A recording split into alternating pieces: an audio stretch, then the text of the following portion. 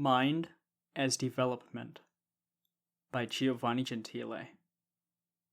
The difficulty instanced at the end of the last chapter concerns, as we can now clearly see, not simply the concept of mind, but the concept of the real. For it is only a difficulty in the concept of mind insofar as the real, in its totality, comes to be conceived as mind. Since, if we take our start in the present actuality of consciousness, in which mind is realized, then to posit the infinite unity of mind is to posit the unity of the real as mind. The solution of this difficulty, which we have tried to present in all its force, is to be found in the concept already expounded that the mind is not a being or a substance, but a constructive process or development. The very word development includes in its meaning both unity and multiplicity. It affirms an immanent relation between unity and multiplicity.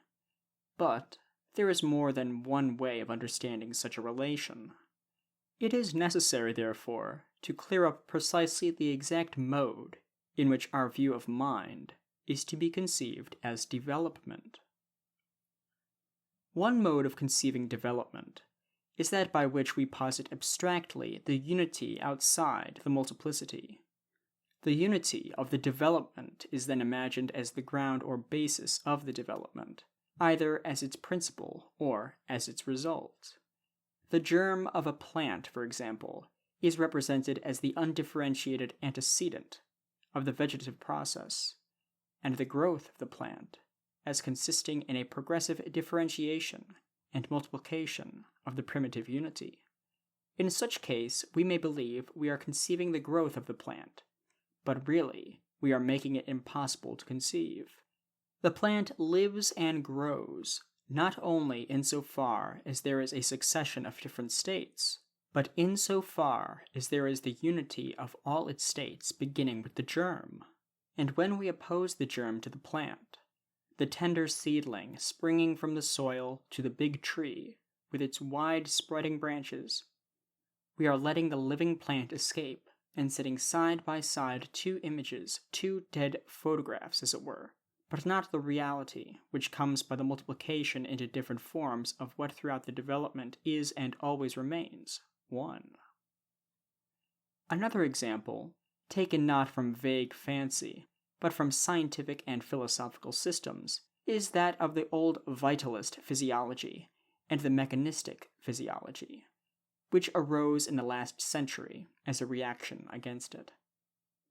Vitalism posited life as the necessary antecedent or principle of the various organic functions, as an organizing force transcending all the single specifications of structure and function. Mechanism abolished this unity antecedent to the different organic processes, and these became simply physiochemical processes. It dreamed of a posthumous unity consequent on the multiple play of the physiochemical forces, which positive analysis discovers in all vital processes. Life was no longer the principle, but the result, and it appeared as though, instead of a metaphysical explanation, starting from an idea or from a purely ideal entity, there was now substituted a strictly scientific and positive explanation, since the new point of departure is the particular phenomena and the object of experience. In reality, for a spiritualistic and finalistic metaphysic, there was substituted a materialistic and mechanistic one. Because neither the unity from which the vitalists set out, nor that at which the new mechanists arrived, was unity, they both adopted an abstraction in order to understand the concrete. Life is not an abstract unity, but the unity of an organism, in which the harmony, fusion, and synthesis of various elements exist in such wise that there is neither unity without multiplicity, nor multiplicity without unity. The unity cannot yield the multiplicity, as the old physiology supposed, and the multiplicity cannot yield the unity, as the new physiology supposed, and for the following simple reason. So far as the unity and the multiplicity are not real principles but simple abstractions, there can never result from them true unity and true multiplicity, for these, far from being outside one another, are one and the same, the development of life. There is then another mode of thinking the relation between unity and multiplicity. It can be termed concrete, in opposition to the former, which clearly is abstract. This is the mode which will only let us conceive unity as multiplicity and vice versa. It shows in multiplicity the reality, the life of the unity. This life, just because it never is but always becomes, forms itself. As we have said, it is not a substance, a fixed and definite entity, but a constructive process, a development. From this theory that the mind is development, it follows that to conceive a mind as initially perfect, or as becoming finally perfect, is to conceive it no longer as mind. It was not in the beginning, it will not be in the end, because it never is, it becomes. Its being consists in its becoming, and becoming can have neither antecedent nor consequent without ceasing to become.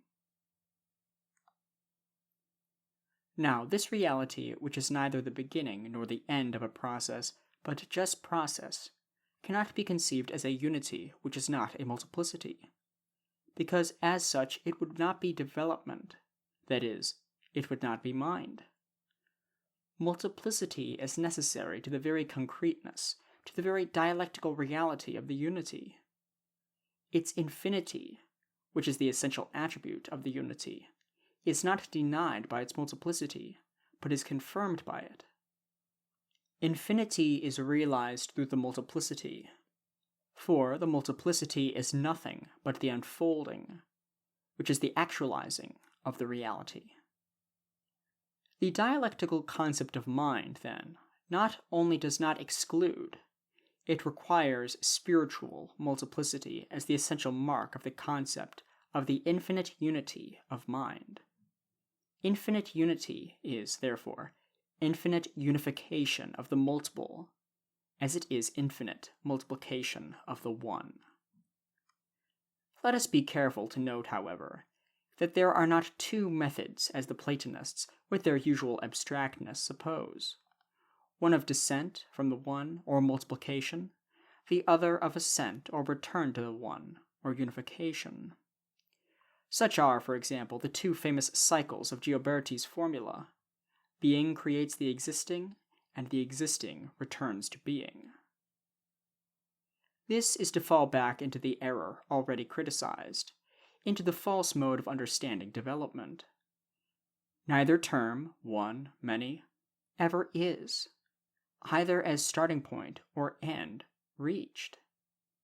The development is a multiplication which is a unification, and a unification which is a multiplication. In the growing germ there is no differentiation, which splits up the unity even for one single moment. The mind, therefore, does not posit or confront itself with an other by alienating that other from itself. It does not break up its own intimate unity through the positing of an otherness which is pure multiplicity. What is other than we is not so other as not to be also ourself.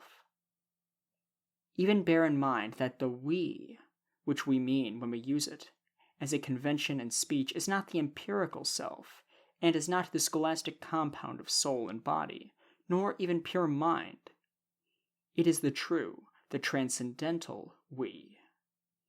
It is especially important to make clear that the concept of dialectical development only belongs rightly to this transcendental we, for only in it is it given to us to meet the spiritual reality. For there are two modes in which dialectic may be understood, and it is necessary once again to make a clear distinction. One of these modes is that of Plato, It was he who introduced the concept of dialectic into philosophy, and he meant by it sometimes the role which philosophy fulfills, and sometimes the intrinsic character of the truth to which philosophy aspires. Dialectic, therefore, is the fundamental meaning of philosophy in Plato's system. Indeed, for Plato, it is the philosopher's inquiry, his research. Dialectic is not what makes the philosopher aspire to the ideas, but what makes the ideas, to the knowledge of which he aspires, form themselves into a system. They are interconnected by mutual relations, in such wise that the cognition of the particular is the cognition of the universal. The part implies the whole, and philosophy is, to use his own expression, a synopsis. It is clear that this concept of the role of philosophy must depend on the dialectic which belongs to the ideas.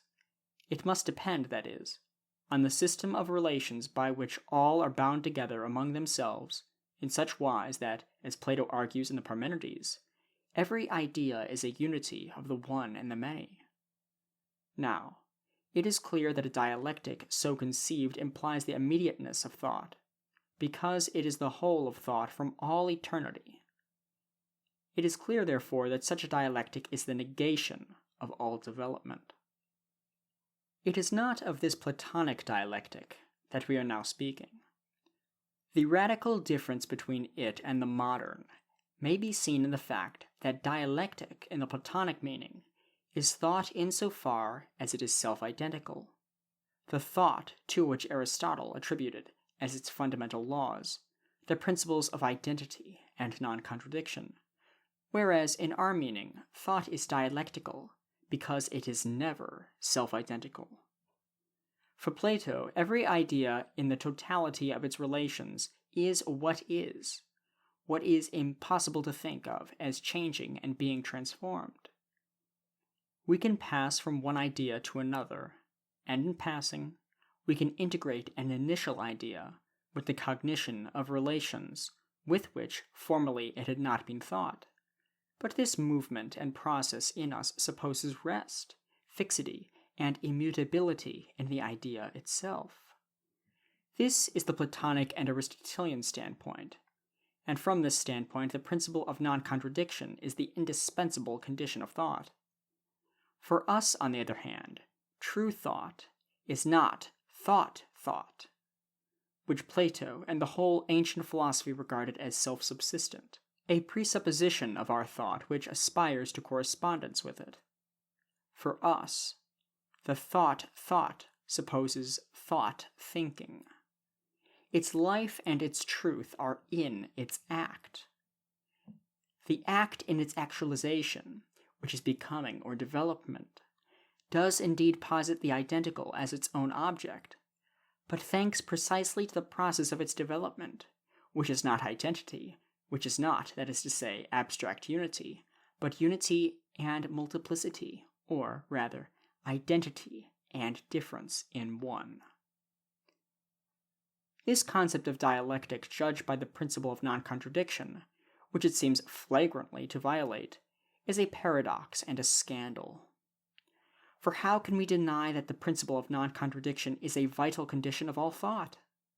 Yet, when we have regard to the profound dissidence between the concept of thought, for which the principle of non-contradiction has a meaning, and the concept of thought thinking, the act of the transcendental ego, to which it can have no relevance, we see that the dialectic is a strictly correct concept. It is only when we descend from thought thinking, which is activity, to thought, which is the limit of the activity it presupposes and itself abstract, that the principle of non-contradiction applies. The world thought cannot be except as it is thought. However, it is thought, it is immutable in the thought which thinks it. But our modern aspiration to conceive mind as the transcendental activity productive of the objective world of experience places us within a new world, a world which is not an object of experience, since it is not a world thought, but the ground and principle of experience, the thinking. The new world cannot be governed by the law, which was quite right for the old world, and those who continue to point to the principle of non-contradiction as the pillars of Hercules of philosophy show that they still remain in that old world. The distinction here emphasized between dialectic as Plato understood it, thought in its immediacy or thought, and our modern dialectic, thought as act or process, thought thinking, throws light on the meaning and value and inner nature of many concepts, which approximate to our concept of development. They are met with in Plato himself and before and after him, and even in our own time. They are concepts springing from the same soil in which dialectic, as Plato understood it, has its roots. Yet they are quite distinct from the dialectic which makes spiritual reality intelligible to us, and which, in its turn, can only be understood in regard to spiritual reality. The Platonic dialectic is only dialectic in appearance. If we consider it with regard to the man's mind, who does not possess the system of the ideas and aspires to possess it, then indeed there is a development of the unity running through the multiplicity. There is an indefinite approach to the realization of dialectical unity in the ever-widening inquiry into the relations by which the ideas are interconnected. But since the value of this inquiry presupposes that an eternal dialectic is immanent in the ideal world, or since the reality which is sought to know by dialectic is a presupposition of the thought, the dialectic belongs to the ideas, and though it is possible to conceive a mind sharing in it, still it is not the dialectic of the mind. The ideas do not realize unity, because they are unity, and they do not realize multiplicity, because they are multiplicity. Neither in the one case nor in the other have the ideas in themselves any principle of change and movement. Therefore, the true dialectic is that which is no longer that of the ideas. The Platonic principle evidently depends on referring the dialectic, which is originally development and process of formation, to an antecedent which transcends it, and in which its value is thought to lie. It resolves, that is to say, the mediacy which belongs to mind insofar as it is development into the immediacy of the reality which it presupposes, and which it cannot conceive therefore except as self-identical, at least in regard to the thought which thinks it, according to the laws of Aristotelian logic. Now, if this be the fundamental character and the intrinsic defect of the Platonic dialectic, it will cling to all the conceptions, however dynamical and dialectical we make them, which have reference to a reality opposed to the thought which thinks it, and presupposed by it. So in Plato, besides the dialectic of the ideas, we have another dialectic. Plato does not indeed speak of it under that name, but he conceives it apparently in a manner analogous to what we mean by the dialectic of development. It is the movement, the process of continual formation, the genesis, as he calls it, of nature. It is not, or at least he certainly does not intend it to be, immediate, like the eternal world of the ideas. But Plato's nature, if it presuppose the eternal ideas, is itself a presupposition in regard to thought, as it was for all the philosophers before him. Nature is not a presupposition in regard to thought in general, for Greek philosophy throughout its whole history cannot be said to have ever succeeded in withdrawing from the ambit of the laws of nature. On the contrary, nature is for it an abstract entity whose position, whatever it be, has no real importance for those who look only at the inner and concrete meaning of philosophical systems. Can we then say of nature so conceived, a nature which, in itself abstractly thought of, becomes, but insofar as it comes to be thought, is, and, insofar as it is, comes to be thought? Can we really say of this nature that it moves and generates and regenerates itself continually? Insofar as we do not think it, but only feel it, yes. But, insofar as we think it, and how have we come to speak of genesis if we do not think it? It does not move, and can no longer be moved. It becomes rigid and petrified in the very fact that it is an object of thought. And indeed, Plato, as the result of his criticism of sensations, and of the consequent opinions, finds no other elements intelligible except the ideas, archetypes, the images of which, lying in the depths of the soul, are awakened by means of the stimulus of those very sensations. So that thought, we begin by seeking confusedly the movement which is the travail with all natural things. We are not arrested by this first giddy intuition, but pass thence to the contemplation of the fixed and immutable and intelligible ideas. They are the deepest reality of nature, precisely because they are withdrawn from the restlessness of the sensible appearances, or rather, because they have not, like these, a character which actually contradicts the reality which thought conceives as already realized. Yet, even for Plato, there is a material element which, in nature, is added to the pure ideal forms without disturbing their motionless perfection. But this matter is precisely what, from the Platonic standpoint, is never made intelligible. Plato says it is non-being.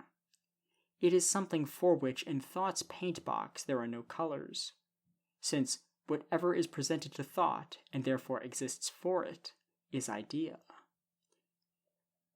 And what can genesis itself be, in its eternal truth, but idea? It would not be, were it not idea. To be, then, means that from this lower world of birth and death, we are exalted into the hyperurionon of the eternal forms. And we know that when Plato had posited the transcendence of the ideas, it was no longer possible for him to redescend into the world of nature.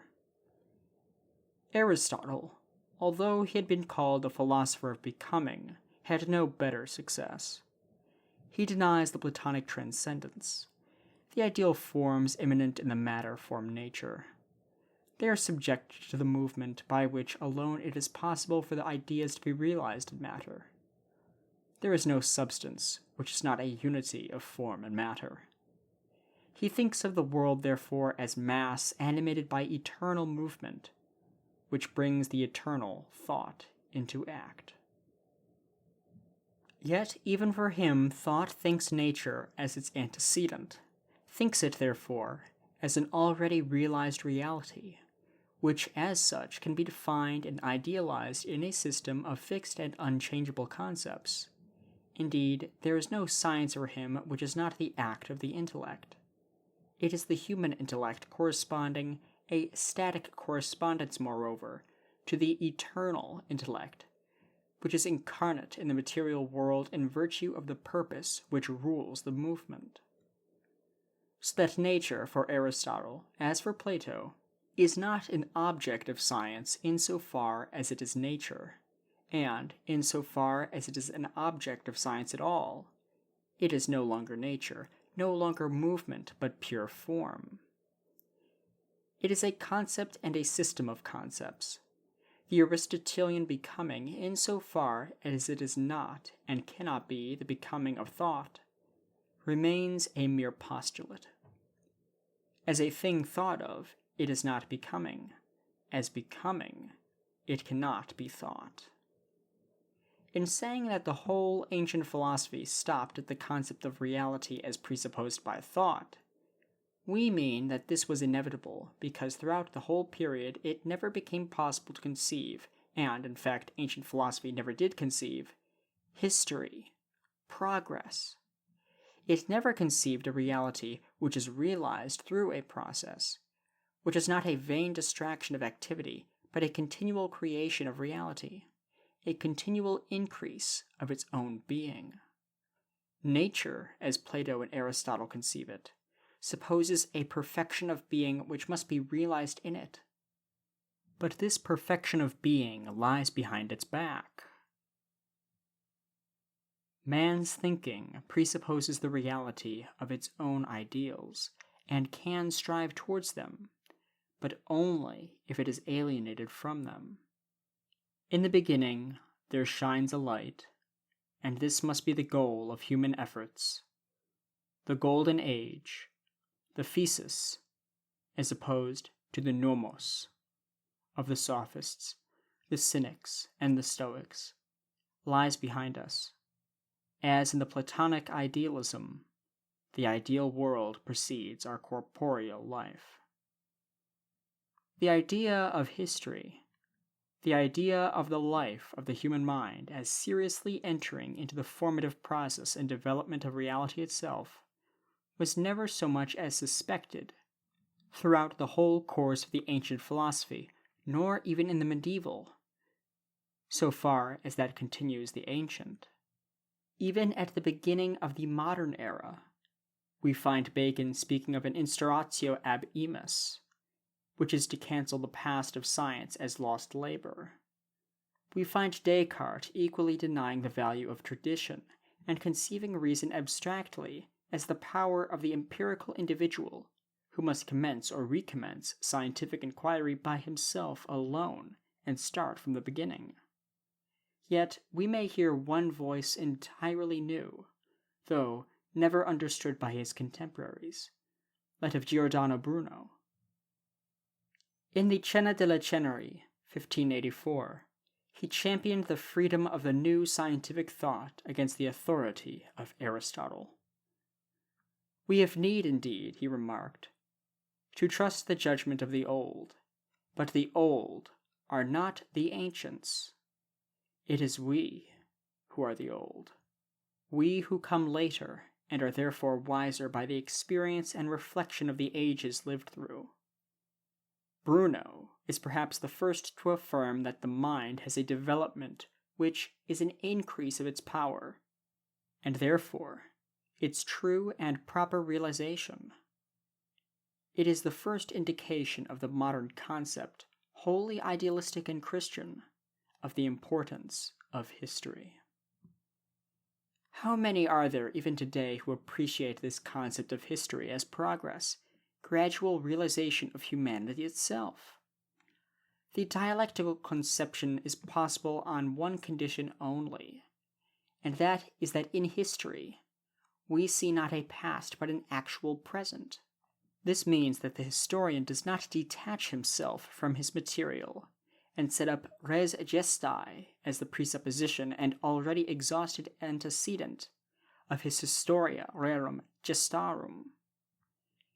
If he does, and trusts to what is called the positive element of historical events, instead of their organic spirituality, he comes to consider history in the same way as that in which the naturalist considers nature.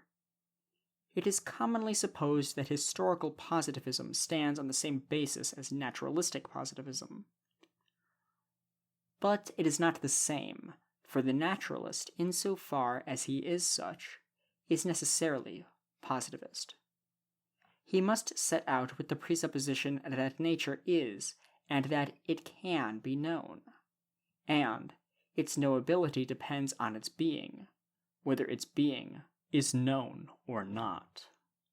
We mean by nature something the mind finds confronting it, something already realized when we are brought into relation with it, and positivism is nothing but the philosophy which conceives reality as fact, independent of any relation to the mind which studies it. History presents, indeed, in the positive character of its events, an analogy with nature, but its intelligibility consists in the unity of the real, to which it belongs on the one side, and in the mentality of the historian on the other. The history of a past is impossible if it is found unintelligible, if, for example, it is attested by undecipherable documents. Between the personages of history and ourselves there must be a common language, a common mentality, an identity of problems, of interests, of thought. This means that it must pertain to one and the same world with ourselves, to one and the same process of reality. History, therefore, is not already realized when we set out on our historical research. It is our own life in the act. If, then, nature is nature insofar only as it precedes the thought of nature, history is history insofar only as it is the thought of the historian. Whoever does not feel this identity of self with history, whoever does not feel that history is prolonged and concentrated in his consciousness, has not history confronting him, but only brute nature, matter, deaf to the questionings of mind. A history so conceived cannot prove a progress, because it cannot be conceived dialectically as a process of formation. It cannot be so conceived for the same reason as that which prevented Plato and Aristotle perceiving the dynamical life of nature. A history which is finished, self-contained, done with, is necessarily represented as all gathered and set out on one plane, with parts which are called successive, though they have no real and substantial succession, that is, an intrinsically necessary order, in which what comes after cannot go before, because it implies and therefore presupposes that which comes first. There can be no such order in the history, which is simply the matter of historical representation. For the order of historian's presentation of material is a nexus and unity, which belongs to his mind. Strictly, history is not the antecedent of the historian's activity. It is his activity. This is confirmed in the fact that every organization of historical elements, although each element has its own color and meaning, as positive historical fact, bears the imprint of the historian's mentality, political, religious, artistic, philosophical. There is not a material element of history which remains point for point the same in the various representations which different historians offer. Nothing which, when we have despoiled a history of all the historian's subjective particularity, according to the usual empirical conception, we can fix in its skeletal objectivity. What we have said of the concept of history, represented as existing antecedent to the mind of the historian, should suffice to clear away the absurdity of the evolutionist notion of a nature conceived in the same way, that is, as a reality presupposed by the mind which knows it, and therefore independent of the reality of that mind. Such is the nature which Darwin and his followers strive to conceive as an evolution. It is not posited as immediately and simultaneously present, but as being formed, and forming itself step by step, not in virtue of a law governing the whole of nature as the process of one spiritual reality, but according to the law of natural selection, the survival of the fittest. It is called selection by a lucus a non lucendo, since no one selects. The selection results from the inevitable succumbing of the feebler and the adaptation of the stronger to the environment. From this mechanical law directing a reality which has been set beyond the reach of mind, self-subsistent in its brute nature, there is conceived to arise, as an effect of the mechanism itself, the highest form of animal and its soul. This soul is reason and will, a reality which puts it in opposition to all other kinds of animal, and to all nature, which it understands and exercises lordship over.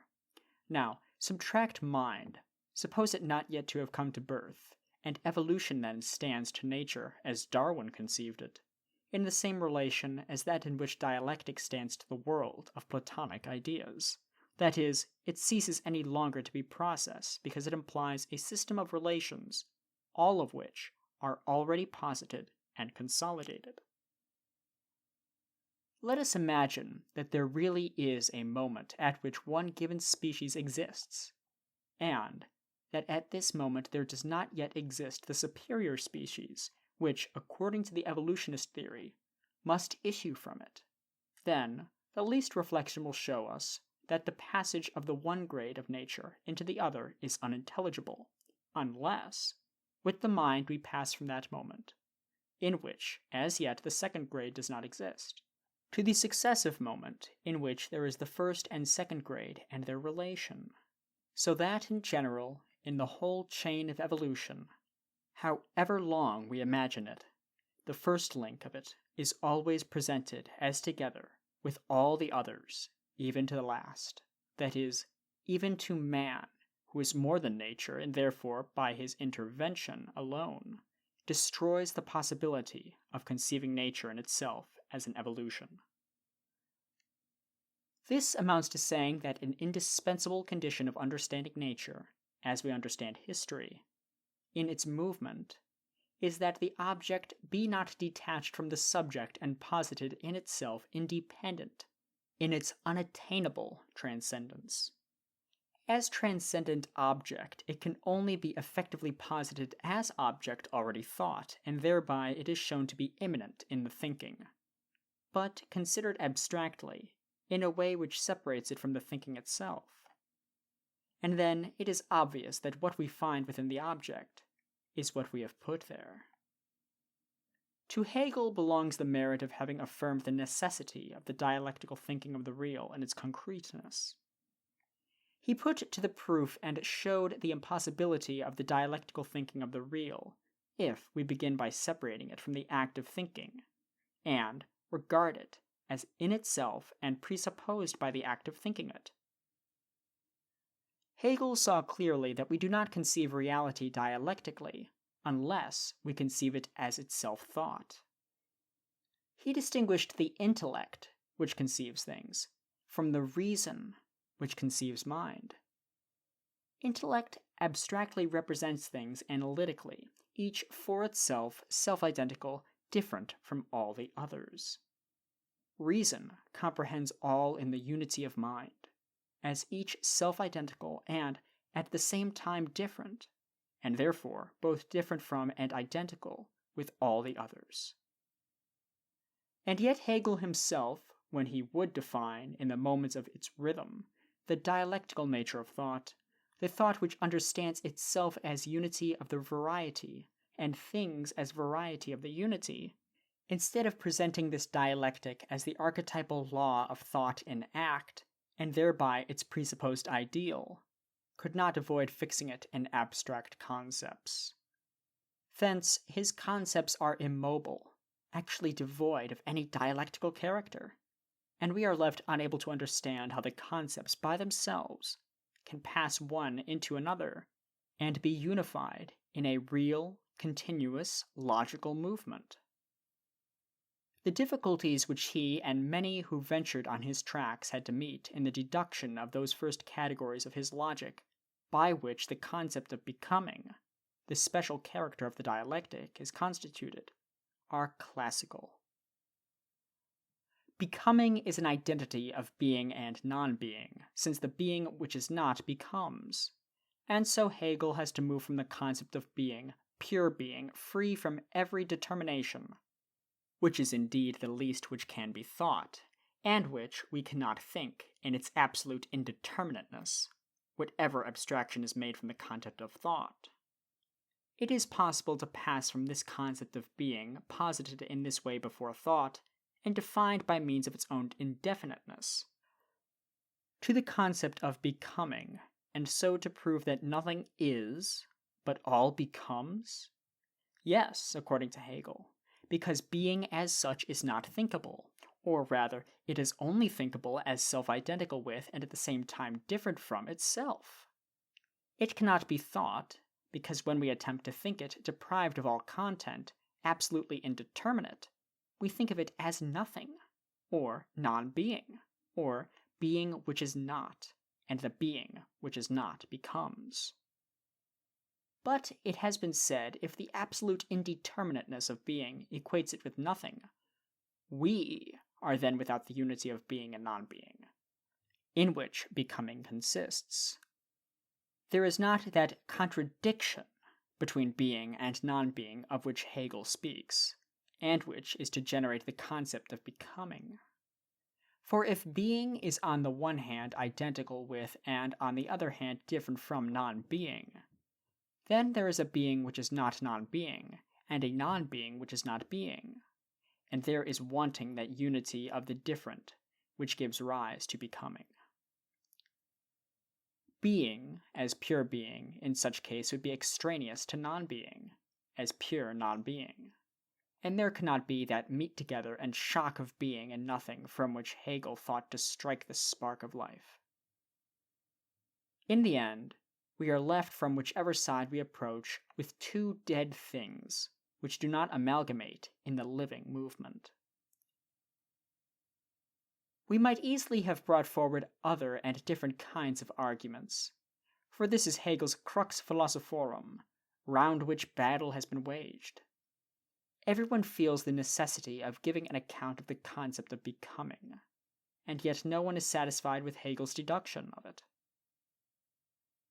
That deduction is vitiated by the error already indicated in distinguishing the dialectic, which is understood as a dialectic of thing-thought, from the true dialectic, which can only be conceived as a dialectic of the thinking outside which there is no thought. The being, which Hegel must prove identical with non-being in the becoming, the being which alone is real, is not the being which he defines as the indeterminate absolute. How can the indeterminate absolute be other than the indeterminate absolute? But the being of the thought which defines and, in general, thinks. As Descartes saw, thought is, insofar as we think.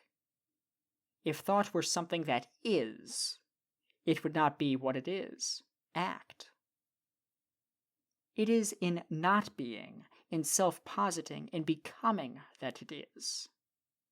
So that all the difficulties met with in the Hegelian doctrine are eliminated as soon as we acquire a clear consciousness of the immense difference between the reality which Plato and Aristotle conceived dialectically, the reality also which in the ordinary notion of history and the evolutionist notion of nature are conceived dialectically, and the reality which modern idealist philosophy defines as dialectic.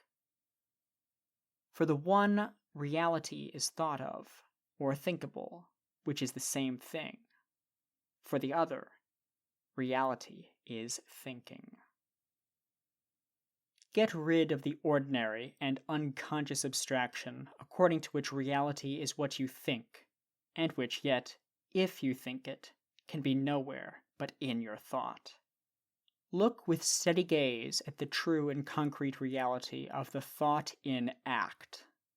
The dialectical character of the real will then appear as evident and certain as it is evident and certain to each of us that in thinking we are conscious of what thinks, just as in seeing we are conscious of what sees.